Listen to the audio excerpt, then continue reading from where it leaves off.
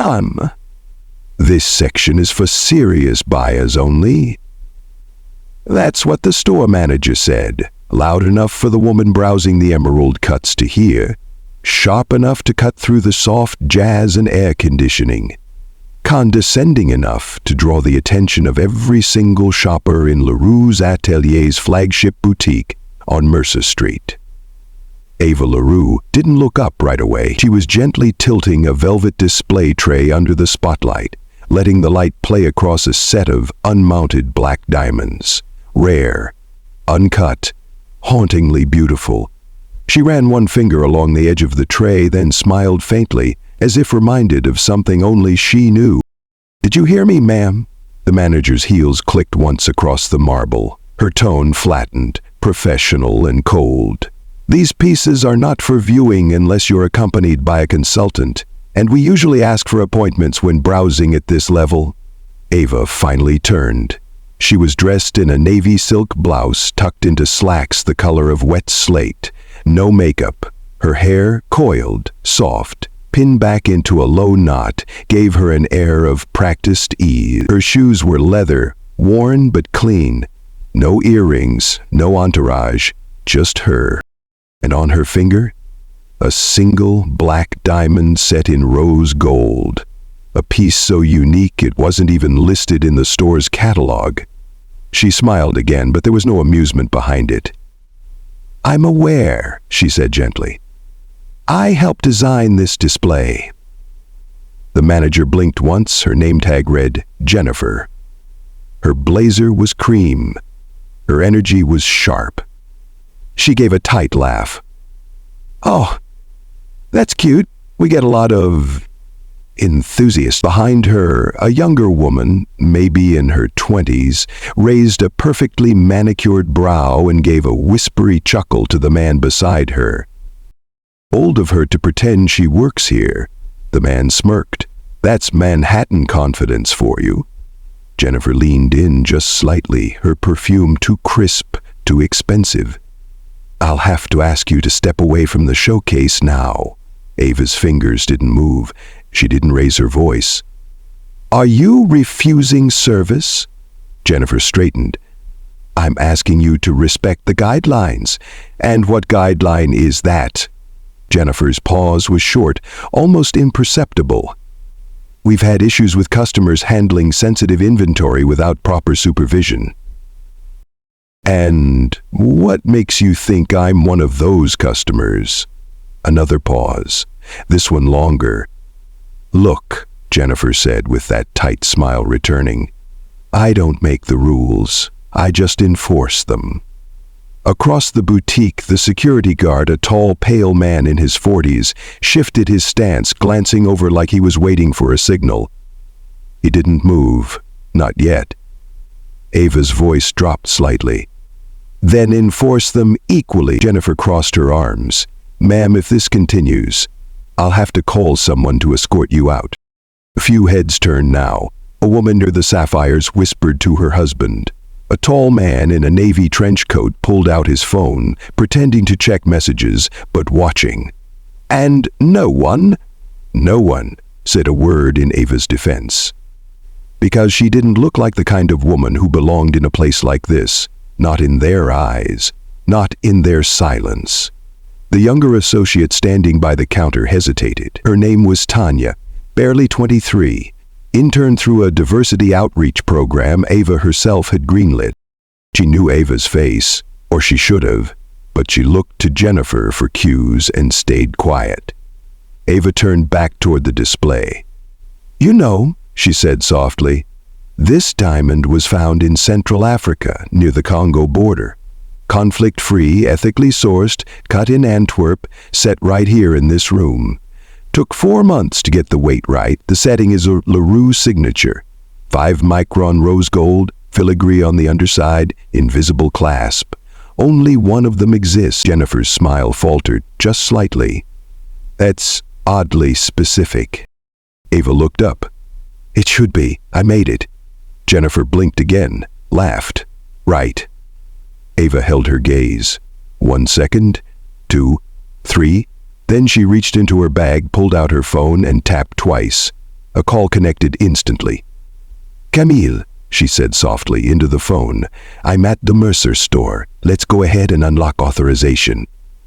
A beat. Then, on the other end, a calm voice replied, "Yes, Ms. LeRoux. Full override engaged. 5-minute countdown initiated." Jennifer's face drained of color. "Miss, wait. You're Ava LeRoux?" Ava gave her a long, quiet look. "You didn't ask." The silence in the boutique snapped like crystal under weight. Tanya's jaw dropped. The security guard stood still. The couple by the door exchanged glances. The man in the navy trench coat stopped pretending to scroll. 5 minutes. That's all it would take.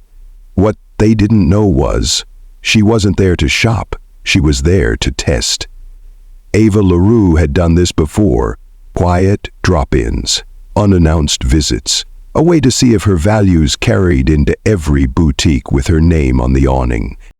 That day the test had failed, but it wasn't her dignity that would pay the price. By the way, let me know where you're watching from. I'd love to hear which city or country you're tuning in from today. And if stories like this resonate, if you've ever walked into a room and felt like someone decided who you were before you even opened your mouth, don't forget to hit subscribe. Share this with someone who needs to see it, because what happens next, well, it's just getting started. She's not on the list. That's what Jennifer said when the regional support line picked up. She turned slightly away from Ava, voice lower now, more guarded. "No, I don't have her first name. She just said she helped design the display." A pause. "She's alone, no appointment, no ID. I think she might have snuck in when security was rotating shifts." She said that like it was nothing, like she was reporting a misplaced item, not a woman. Ava stood still. She didn't correct her. Not yet. Not when the game was still unfolding. From the corner of the boutique, Tanya glanced over nervously. Her hands were clasped too tight in front of her apron, knuckles white. She whispered to the male associate beside her, "Should we double-check the manifest?" He shrugged. "Not our call." Meanwhile, deep inside the corporate dashboard, Malik James stared at his screen. He'd been watching from the 3rd floor, seated quietly in the digital operations room, just down the hallway from where they stored surplus velvet boxes and shipment records. Malik was sharp, always had been. Hired 6 months ago as part of LeRoux's quiet expansion. No one paid him much attention, but Ava had. Now, staring at the internal logs, Malik frowned. Something was off. Ava's VIP profile wasn't just inactive, it was missing. Wiped. No alert, no transfer, no backup ping. He scrolled backward through access history. Last modification, Jennifer Barrington, 2 weeks ago. Why would the manager of one store, even the flagship, have the authority to disable the CEO's profile? He opened Slack and sent a discreet message to Camille. Malik J. "Hey, sorry to interrupt. Just noticed something strange with 9/11 VIP clearance. Was that a planned deactivation?" The 3 dots danced on screen for a moment. Camille A. "Absolutely not. CEO is at Mercer location. Stay logged in. I may need your copy of the logs. Discreetly, please." Malik sat back in his chair and exhaled slowly. So it was her. They really didn't know who they were speaking to down there. Back in the boutique, Ava stepped away from the display. Not hurried, not offended, just deliberate. "Jennifer," she said, "do you treat all women who walk in alone this way?" Jennifer turned, hanging up the call. "I'm just following policy, ma'am. You're not listed, and when names don't appear in the system, that typically means—" "They don't belong?" Ava offered. Jennifer didn't answer. A middle-aged white man near the engagement bands leaned toward his wife. "Crazy how they think they can just browse wherever they want now." His wife didn't reply, but her eyes flicked toward Ava, then away. No one asked questions. No one pushed back. Just like always, Tanya, still standing at the far counter, shifted from one foot to the other. Finally, she spoke, carefully. "Ms. Barrington? I could just double-check the manual ledger. You know, the one Camille sometimes asks us to use during system updates." Jennifer gave her a sharp look. "That's not necessary." "But I said it's not necessary." Tanya bit her lip and nodded, shrinking into herself, but Ava noticed. So did the older woman who'd entered quietly 10 minutes earlier, a Chinese-American art buyer named Mei Lin, who now stood at the far wall with her purse clasped gently in front of her, watching with the kind of gaze that had seen too much, said too little. She made eye contact with Ava, just for a second. It was enough. Upstairs, Malik watched the facial recognition audit run its scan. Line by line, he tracked the backlogs. That's when he saw it. 2 weeks ago, a batch override was submitted, tagged non-priority guest flags. Inside it, Ava's face, name, email, and visitor pass history, all marked as obsolete inactive profile. He clicked the attached author note. Request filed by J. Barrington. Reason, not a repeat guest. Doesn't match preferred client profile. Malik's stomach turned. He didn't know if it was ignorance or sabotage. Meanwhile, Jennifer kept talking.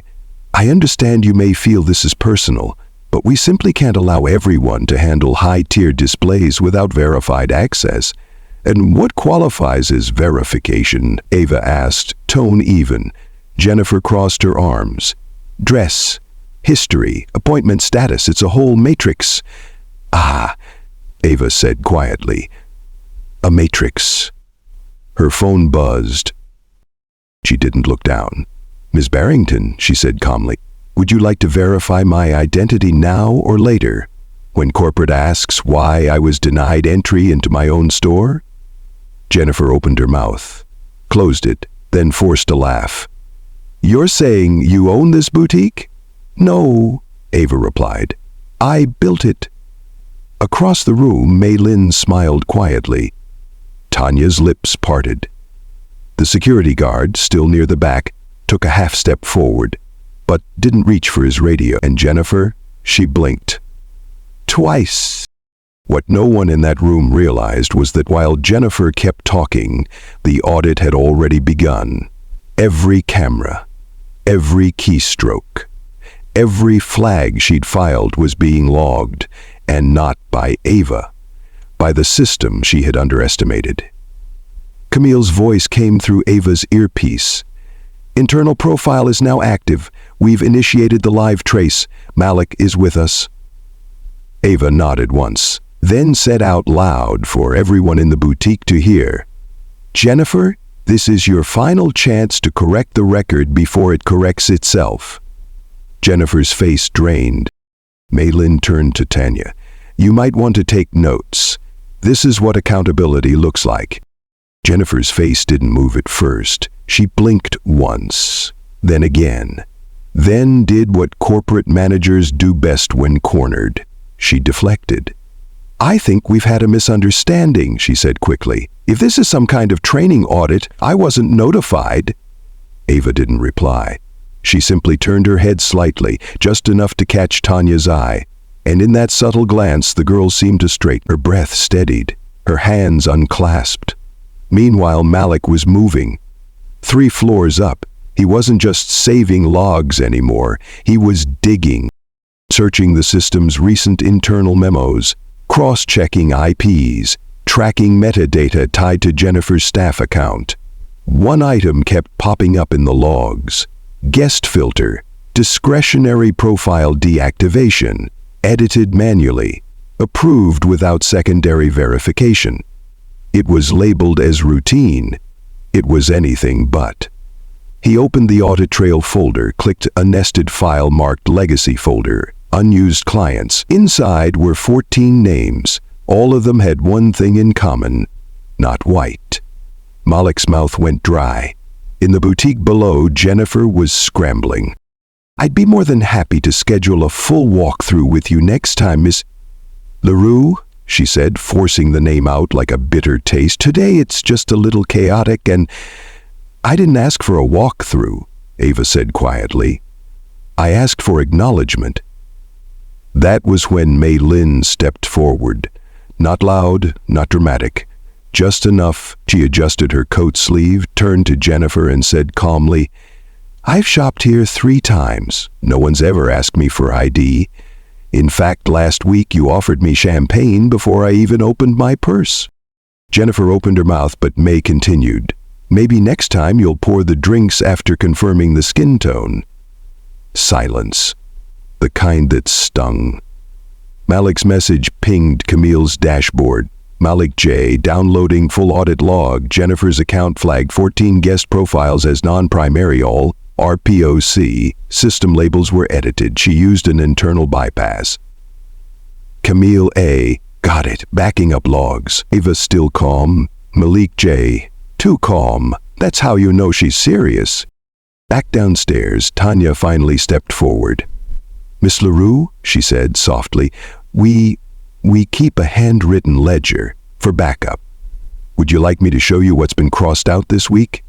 Jennifer snapped, Tanya? But Ava raised a hand. It wasn't loud. It was final. Tanya retrieved the book. She walked back slowly, pages fluttering, fingers trembling slightly. She stopped halfway, then handed it to Ava. Ava didn't flip it open. She passed it straight to Mei Lin. Would you mind reading it aloud? She asked. May nodded and began. Tuesday, March 12. Name removed from VIP walk-in list. A LeRoux. Wednesday, March 13. Remove. Marcus Hill. Not a fit for brand image. Thursday, March 14. Defer. Client appears urban. Not eligible for custom try-on. Gasps. Whispers. A man near the watches turned red in the face. Urban? What the hell does that mean? He muttered. Another woman murmured, Sounds like someone needs to lose her job. Jennifer stepped backward, visibly shaking now. That's not an official log. Anyone could have written that. Tanya. But Tanya was already shaking her head. You told me to write those entries. You're confused? You said it was part of brand curation, Tanya continued.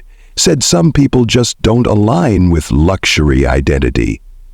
Ava looked at her, just looked, and Tanya whispered, I'm sorry. I was scared to lose the job. Ava nodded once. Fear makes followers. Truth makes change. Back upstairs, Malik was still digging. He opened one more file, buried deep inside Jennifer's cloud drive. Client flag reference sheet. A spreadsheet. Dozens of names, color-coded not by value, not by purchase history, by appearance. There were notes. Wears braids equals low spend potential. Strong accent equals do not offer custom sizing. Alone equals no discount incentive. Young plus black equals likely influencer scam. Avoid extended attention. Malik's hands curled into fists.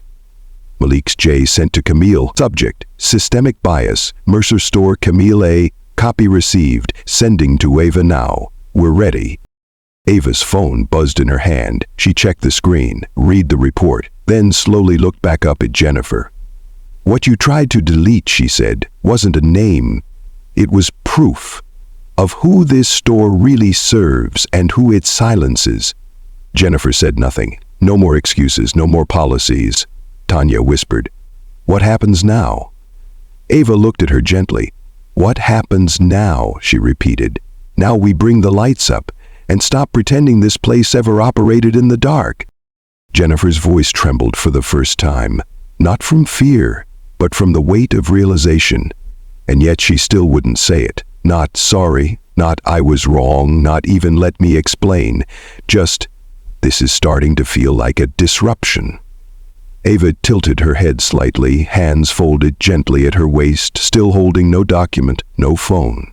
Only poise, only presence. I haven't raised my voice, she said calmly. I haven't touched a single thing, so tell me, how exactly am I disrupting? Jennifer hesitated. From behind the customer service counter, Tanya looked down at the screen as the internal printer came to life. One by one, sheets began to slide out, headers bold, ink sharp. Manual profile override, executed by JB. March 13, reason, not aligned with preferred aesthetic. Guest name, Ava LeRoux. Tanya swallowed. She didn't stop the print. She handed the first page to Ava. Jennifer's voice rose an octave. That data is confidential, internal use only. Ava didn't even glance at her. She passed the page to Mei Lin, who was already reaching for it, then turned back to Tanya. Print the full month, she said softly. Tanya nodded. The printer hummed louder. Upstairs, Malik sat stone still at his desk, watching it all unfold via security cam. On one side of the screen, Jennifer, red-faced, cornered. On the other, Camille, typing rapidly, compiling a full compliance brief. Camille, documenting timeline. We'll let her keep speaking, for the record. Malik smirked under his breath. She's doing most of the damage herself. Back downstairs, Jennifer tried again. She stepped forward, slightly ahead of the counter, using her manager tone now, that mix of icy corporate politeness and quiet threat. Ms. LeRoux, she said, enunciating the name like it hurt her teeth, I understand you may be unhappy with your experience today. I can reach out to our regional director and file a formal apology on your behalf. But right now, this is still my store, and I need to maintain order. So unless you're planning to make a purchase— Oh, I am making a purchase, Ava interrupted. I'm buying back the dignity you tried to discount. Jennifer blinked. She opened her mouth. Nothing came out. A man near the pendant wall muttered, "Damn," under his breath. Then another voice. I've been quiet long enough. It was the older man from earlier. Alan, silver hair, blue cashmere scarf, the kind of regular who'd bought from LeRoux for years. He stepped forward slowly. I've known this store since it was on Crosby Street, he said, and I remember when it felt elegant, not exclusive, not cold, just genuine. He looked at Jennifer. It hasn't felt that way in months. Jennifer stiffened. Mr. Atwell, with all due respect. With all due respect, he said, cutting her off gently. I think the respect train left the station when you called your own CEO a threat. Gasps. Again. A woman near the rings counter started quietly filming, no words, just phone steady, lens focused. And in the far corner, Mei Lin held up the printed report. Do you see this? She asked. It's not just Ava. There's a name here from Hong Kong. A name from Senegal? A guest flagged for braids and thick accent. Is that your preferred aesthetic, Jennifer? No answer. Then you don't deserve this title, May finished. Manager. Jennifer was cornered. She reached for the one weapon she still had, Gerald, the regional director. She fumbled with her phone, tapped through corporate speed dial. It rang. Once, twice. Hello? Gerald? She said quickly. I've got a situation at Mercer. Someone claiming to be— Wait, is this about the mystery audit? The woman in Navy? Don't fall for that again. We've had people pretend to be corporate before. Just hold your ground. Jennifer smiled, reassured. Copy that. I just wanted confirmation. But then Gerald added, handle it quietly. Last thing we need is another optics problem on Diversity Week. And his voice was still on speaker. Every customer heard it. Alan stepped back. Wow. The woman with the phone whispered, optics problem. He really said that. Ava said nothing. She looked at Jennifer. Jennifer reached for the speaker button, but Ava raised one finger. Let it play. Gerald's voice continued. And if she escalates, call security. Worst case, she gets a comp voucher and goes away.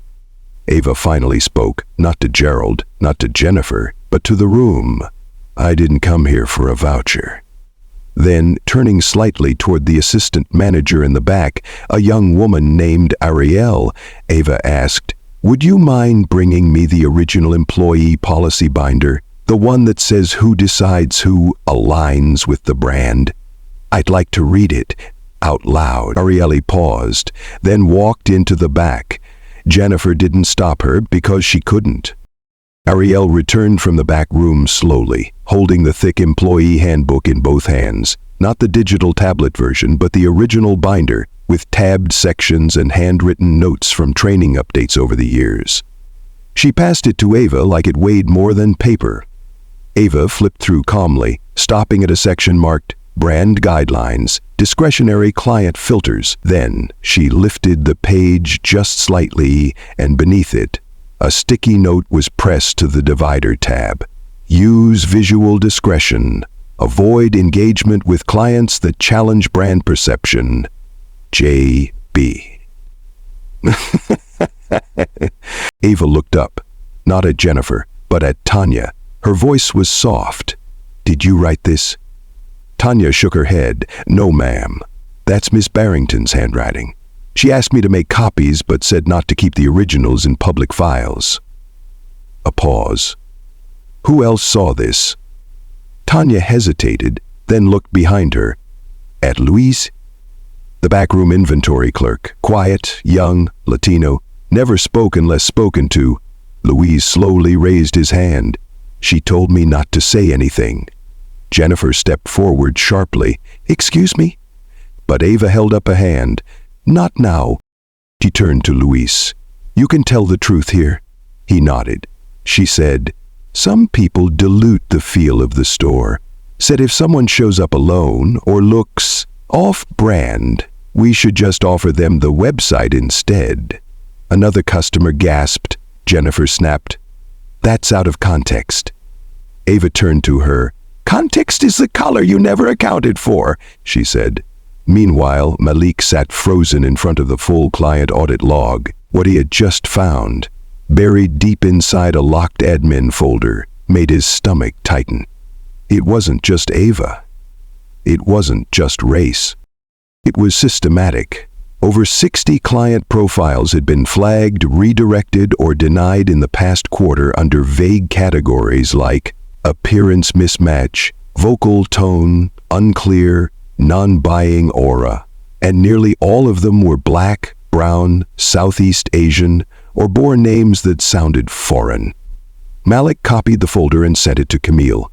Subject line, client segregation pattern confirmed. Back in the boutique, Jennifer's voice cracked. I didn't create the system.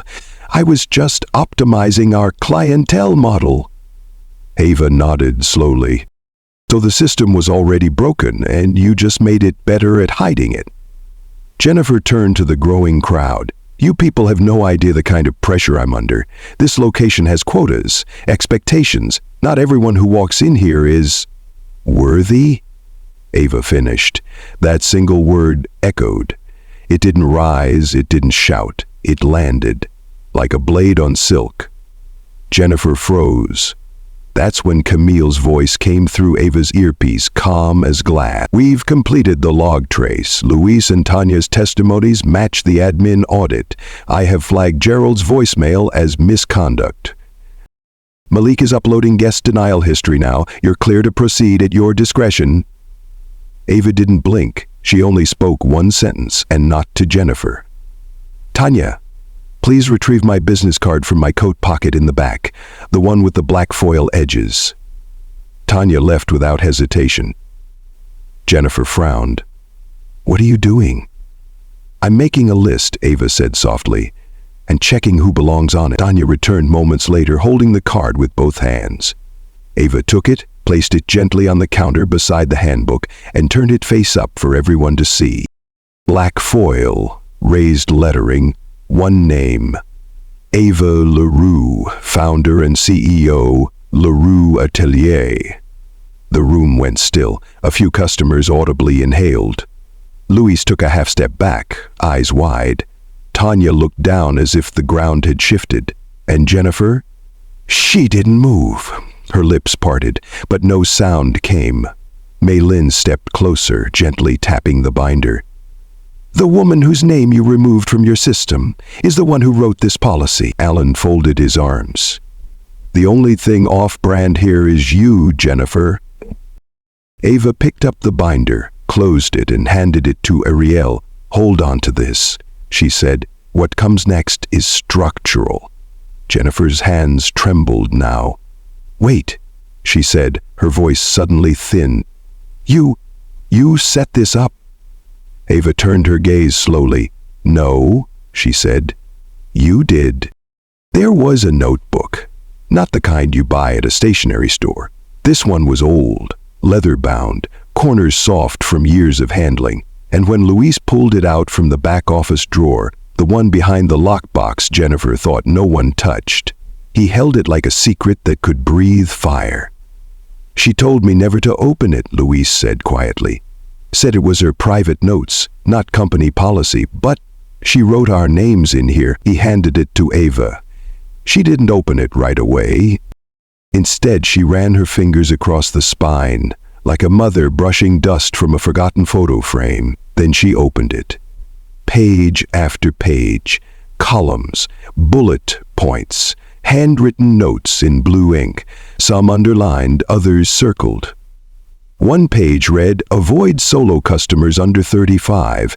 If tone is assertive, redirect to online." Another, "Natural hair to casual equals no custom access. Suggest standard collection only." And then this, "A.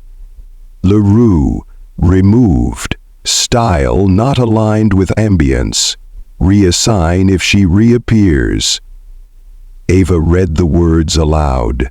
Not fast, not loud, just steady, letting the sound fill the air like slow smoke. Jennifer was silent. Everyone else wasn't. A woman near the counter whispered, "She really wrote that?" Maylin's jaw clenched. Alan shook his head slowly. "So it wasn't just a mistake."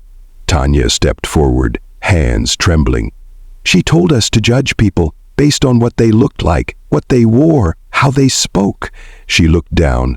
"I wrote some of it too, not the decisions, just the instructions." She said it was what Ava would have wanted. Ava turned to her, voice soft. "And did you believe that?" Tanya's eyes glistened.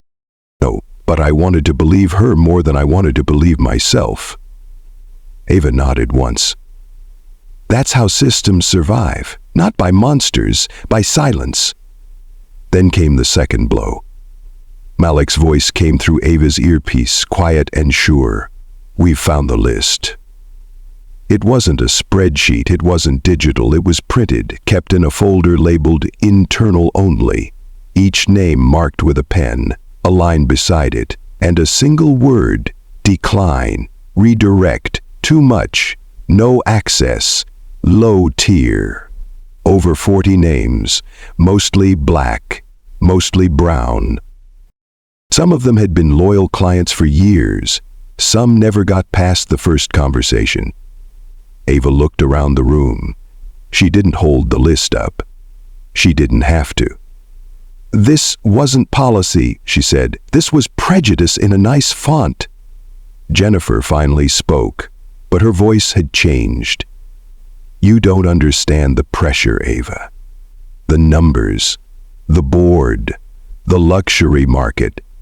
I was trying to protect the brand." Ava raised her eyes. "From who?" Jennifer faltered. "From misalignment? From me?" A pause. Then Ava leaned in, just slightly. "You didn't just hide my name, you buried it, and then you taught others to do the same." Jennifer's lips trembled. "But I didn't—" Ava cut her off. "Not with volume, but with clarity. You didn't call it racism, you called it refinement. You didn't build a wall, you built a velvet rope and then handed out scissors." A buzz broke through the air. Someone's phone, then another. "Ah," a girl in the corner whispered, "it's on TikTok. Already at 12,000 views." Another man added, "They're tagging her. They're calling it CEO in her own store." "And Tanya?" She stepped back behind the counter, pulled out her phone, and hit record. Jennifer panicked. "Wait, don't record me. This is slander. This is out of context." Ava looked her straight in the eye. "Bias doesn't need context, it just needs to be seen." Then came the final moment. Ava reached into her coat pocket, pulled out a single folded envelope. She placed it on the marble counter, slid it forward slowly. Inside is your name, along with the names of everyone you trained to erase mine." Jennifer stared at it. She didn't touch it. She didn't need to. Everyone in the room had already seen enough. She tried to hide Ava LeRoux's name, but now Ava had all of hers. And every reason to use them. Ava stood still for a moment, not in silence, but in stillness. The kind of stillness that made people lean in, hold their breath, look at each other, wondering what comes next. Then she turned, not to Jennifer, but to everyone. "I'd like to ask all current staff," she said clearly, "to please form a circle right here, right now." Some hesitated, some glanced at each other, but no one refused. The floor cleared, behind the long glass counters, behind the polished displays, behind the idea of perfection. They stood. The staff formed a slow, uneven circle. Tanya, Ariel, Louis, even the silent security guard. Jennifer too, but slightly off-center, already retreating without stepping back. Ava spoke again. "We're not here to assign guilt, we're here to identify courage." A moment passed, then Clarice, the woman with the pearl brooch and years of LeRoux loyalty, cleared her throat. She'd been quiet all afternoon, professional, distant, but now she stepped forward. "I've worked here 11 years, she said, voice steady but not proud. "I've seen the guest filters, heard the whispers, the code words. I never spoke up. I told myself it wasn't my place." A pause. "I thought silence meant I wasn't part of the problem." Ava looked at her gently. "Silence is part of the problem. It just leaves the damage quiet." Clarice nodded, eyes wet but unblinking. "Then I won't be quiet anymore." In the doorway, a bell rang. A woman walked in. Tall, black, mid-40s, stylish in an Ankara print wrap dress. She paused, sensing tension in the room.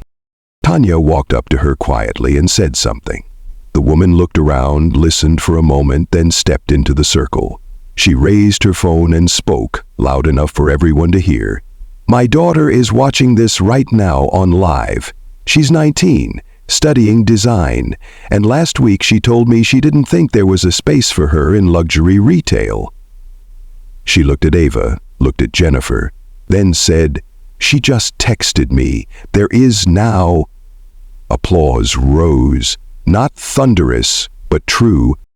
Jennifer tried to recover, tried to reframe.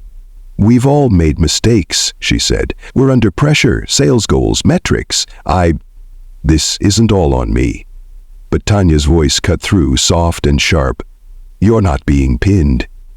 You're being remembered." The room fell quiet again. Then Ava spoke once more, gently. "I'm not firing anyone, not today." Whispers flickered. She raised a hand. "Not because you don't deserve it, but because real change doesn't come from fear. It comes from choice." She turned slowly, looking at each employee. "So you get to choose. If you want to be part of the place we're building, a place that includes, not excludes, stay. If not, this is your cue to walk away." The silence stretched. Uncomfortable, necessary. Then Ariel stepped forward. "I want to stay." Louise followed. "Same." Clarice nodded. Tanya whispered, "Me too." Jennifer didn't speak. She didn't move. She just stood there, alone, in a circle that had closed without her. Ava looked at her. One last time. "You called it curation, I call it cleansing." Jennifer blinked. "You didn't protect the brand. You infected it." In the far corner, someone whispered, "She's finished." Another added, "She finished herself." And Ava? She turned to the door. She didn't slam it, she didn't strut, she just walked through it. Because the real power, it didn't need volume. It had already been heard. Jennifer thought she was gatekeeping luxury, but what she really did was close the door on herself. The room had gone still. not quiet, still. The kind of stillness that doesn't ask for silence, it demands it. Ava stood behind the front counter now, calm, steady, one hand resting on the glass, the other slowly reaching into the inside pocket of her coat. She pulled something out, small, metallic, and set it gently on the counter with a quiet clink. It was a black key. No one else in the store had ever seen one quite like it, except Tanya. She stared at it, her lips parting just slightly. That was the executive override key, the one only one person in the entire company had, the one she'd only seen once in a training video. And even then she thought it was symbolic. But now it was real, and it was sitting on the glass. Tanya stepped forward slowly. That's the founder's key. Jennifer's mouth opened, then closed. Ava didn't raise her voice. "My name," she said, "is Ava LeRoux. I am the founder, CEO, and sole owner of LeRoux Atelier. No music played, no logo flashed, no PR team came from the wings with a camera crew. Just her voice, and the weight of truth landing like a gold bar dropped on polished marble." Alan took one small step back and whispered, "Oh my God." Clarice pressed her hand to her chest. The younger customers were wide-eyed, frozen mid-recording on their phones. Louise looked like he might drop the printout still clutched in his hand. "Jennifer?" Jennifer didn't speak. Then Ava reached toward a small speaker device Tanya had left near the register, one of those portable store speakers used for ambiance music. She tapped it. "Malik," she said. His voice came through, crisp and calm. "Yes, Miss LeRoux, play the voicemail." A pause, then Gerald's voice came on, loud enough for the whole store to hear. "Just hold your ground. If she escalates, call security. Last thing we need is another optics problem on Diversity Week." The words hung in the air like poison. No one moved. Ava looked directly at Jennifer. "That was your supervisor, correct?" Jennifer's lips barely moved. "Yes." "Did you agree with him?" No answer. "Did you follow his instructions?" Jennifer closed her eyes for a second, then opened them. But before she could speak, Ava turned. "Tanya, would you please bring me the termination paperwork, the one from the bottom drawer in the manager's office?" Tanya didn't hesitate. She turned on her heel, walked into the back, and returned a moment later with a white folder, crisp, embossed, branded with the LeRoux seal. Ava took it, opened it, slid a pen from her purse, and signed it, right there, at the counter. Then she looked up, not at Jennifer, but at the staff circle around her. "Jennifer Barrington is hereby terminated from her position effective immediately." There were no cheers, just a kind of release, a long-held breath finally let go. Jennifer stood there motionless. She didn't cry, didn't plead, he didn't argue, because the room no longer belonged to her, it never had. Ava turned to the customers now, to the ones who had witnessed it all.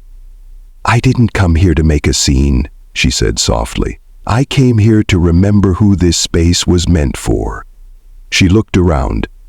Every person who ever walked through this door and wondered if they belonged, you did. And starting now, we build a store that reflects that. She tapped the counter 3 times, firm, deliberate, and turned to Tanya. Clear every client filter. Reset the welcome protocol. Today, we start over." Tanya nodded, her eyes glassy but fierce. "Yes, ma'am." Ava turned to Jennifer one last time. "You thought you were gatekeeping luxury," she said, "but you were just writing yourself out of the future." She didn't say goodbye. She didn't have to. Then she faced the room. Not as a CEO, not as a symbol, but as a black woman who had been erased and wrote herself back in. She didn't raise her voice. She raised the standard, and the room, finally, rose with her. She Ava stood beneath the soft store lights, not at the center, but within a circle, not a circle of status, not one of hierarchy, but of people, real people, watching, waiting, breathing a little easier than before. She turned slowly, making eye contact with each of them. Tanya. Tanya stood tall. Why did you stay? A pause, then softly. Because I was tired of pretending. Every day I told myself this is just retail, but it wasn't. It was identity control, dressed up in satin and gold. I stayed because I wanted to stop hiding behind the counter. Ava nodded once, then turned. Luis? He looked nervous, but he stepped forward. I stayed because I didn't know how to leave, but also because I needed someone to show me that kindness wasn't weakness. Ava's expression softened, just slightly. You showed yourself that, just now. Then, Arielle. And you? Arielle smiled gently. Because I believe this place can be better. With you. Ava breathed in, slow, purposeful. Then she raised her voice just enough to fill the room. Starting today, this store is no longer a showroom. It's a blueprint. People glanced at each other. A blueprint for what happens when silence ends. When bias is named. When leadership doesn't just show up, it listens. She stepped behind the counter, took out a folded page, printed on thick cream paper with a wax stamp. She broke the seal and opened it. This is the pilot charter of a new initiative. We're calling it the Open Atelier Project. She laid it flat. This location will lead it, not from corporate, from the floor. Tanya blinked. Wait, what? Ava smiled. I'm asking you, Arielle and Luis, to help redesign the guest experience, not just in service, but in energy, intention, language. I'm not handing you a script. I'm giving you the pen. Luis looked down at his hands like he didn't trust them yet. Ava caught that. You don't need permission to do what's right, but I'm giving it anyway. Jennifer was gone now, quietly ushered out during the pause. No escort, no cameras, just removed. No one mentioned her name because it no longer mattered. The bell rang, everyone turned. At the door stood a young girl, maybe 10, maybe 11. She had big glasses, bright sneakers, and a look on her face like she wasn't sure if she was allowed in. Her mother followed behind her, hand on her shoulder. The girl whispered something. The mother smiled and nudged her forward. The girl took a few cautious steps in, then looked directly at Ava. Are you the one they said wasn't allowed here? The room held its breath. Ava knelt down, looked her in the eye. I'm the one who built it, she said. But now, I'm rebuilding it for you. The girl grinned, and then, like it was the most natural thing in the world, she asked, Can I see the sparkly ones? Ava laughed softly. You absolutely can. She reached out and took her by the hand, led her to the display case. And for the first time that day, someone looked at the jewelry without fear, without question, without judgment, just joy. Behind them, Tanya whispered to Arielle, Did we just witness the end or the beginning? Arielle smiled, her eyes wet. Both. Ava turned one last time to the room. My name is Ava LeRoux. It was almost erased from this place, but now it's carved into its foundation. She stepped back, opened her arms just slightly. Now you know my name. Let's rewrite yours.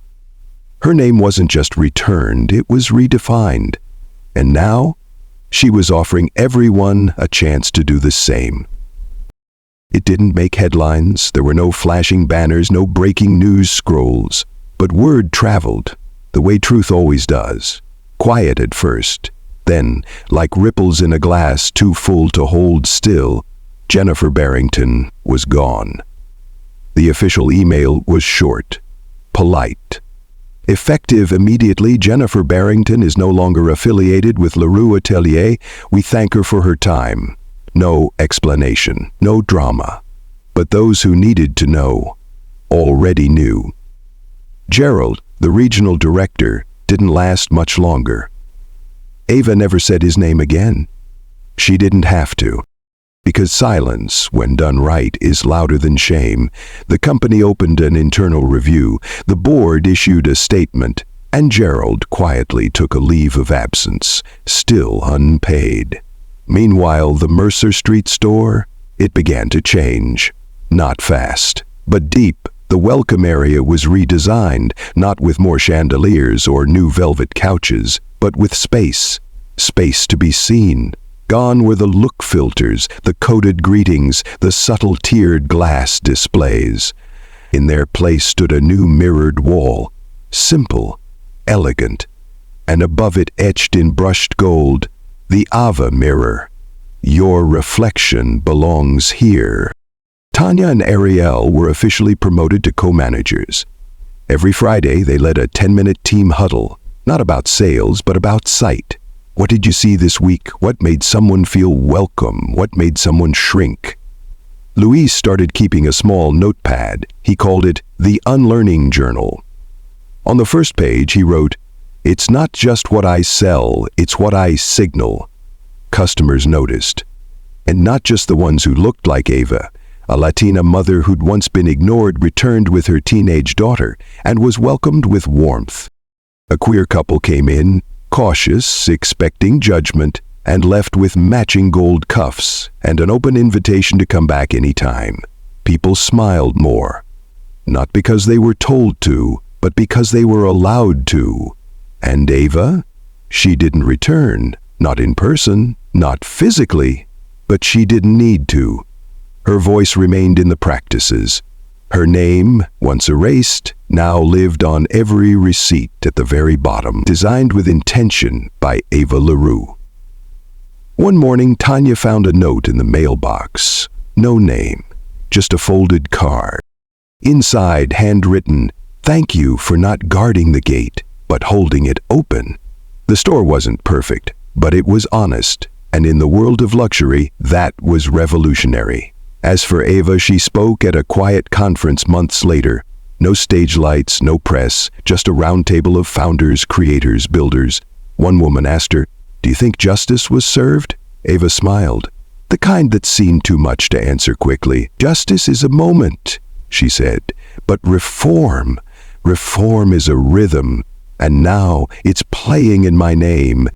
She didn't rebuild a brand, she reclaimed a future, not just for herself, but for every name once overlooked.